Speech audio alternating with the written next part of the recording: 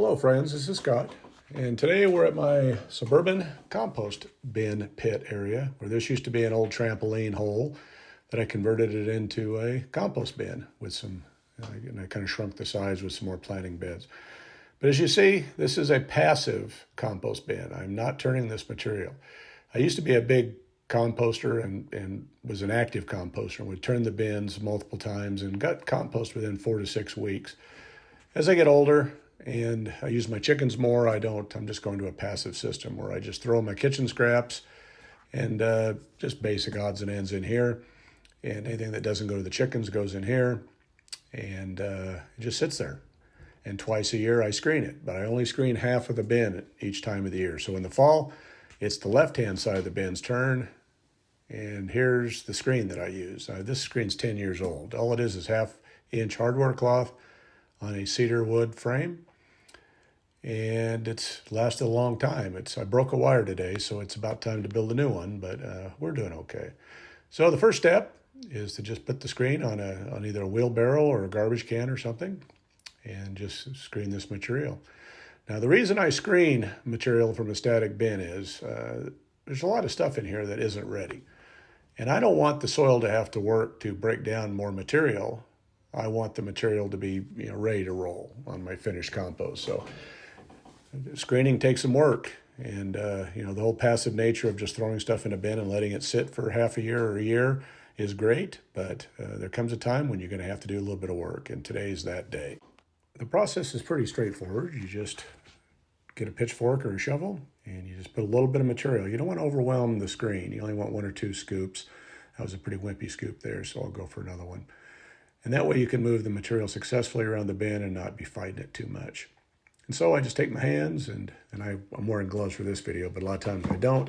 I suggest you wear gloves or you'll have brown hands for days. But anyway, I like touching the soil and being part of the earth, so I don't mind having some dirty hands, but I figured I'd wear gloves today.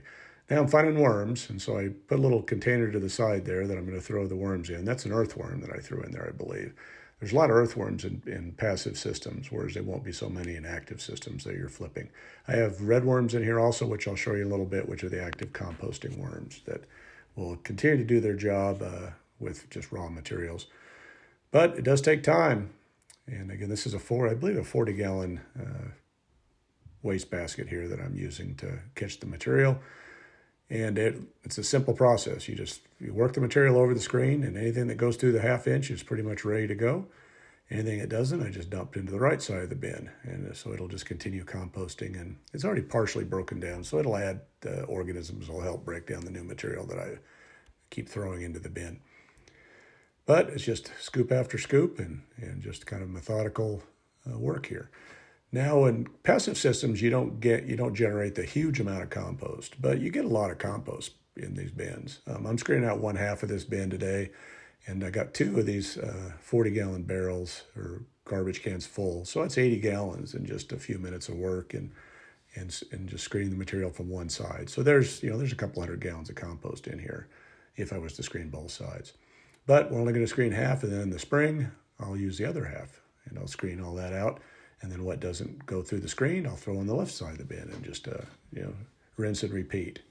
In a future video, I'll discuss the advantages and disadvantages of the active and the passive compost systems. But today, I'm just dealing with passive. And I'll talk a little bit about some of the good and the bad of passive composting.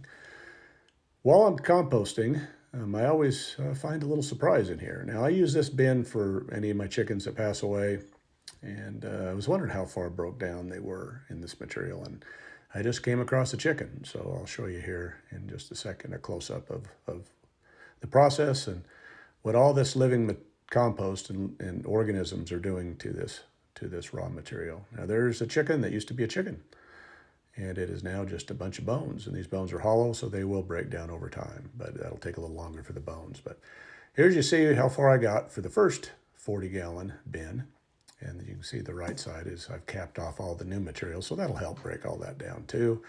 And here it is. This is the black gold. Now, I do have some dirt and some sand and miscellaneous materials in here, but lots of worm castings, lots of good compost, because most of what's in here is just leaves and kitchen scraps, and dead chickens. So this is a good That's what we call black gold. That's what we want to have. In this black gold, there was a lot of worms. Again, I'd mentioned earthworms and redworms. Here's a close-up. I didn't collect many, but you can see the smaller ones are the redworms. Those are red wigglers. Those are composting worms. They live in leaf litter and kind of the top layers of organic matter in the soil. You can find them naturally occurring, and if you pull leaves across the sidewalk, and you'll find, if they're wet, you'll find redworms in there. But they're the best thing to add fertility and help break down materials. They're the little army that keeps on working, so you don't have to.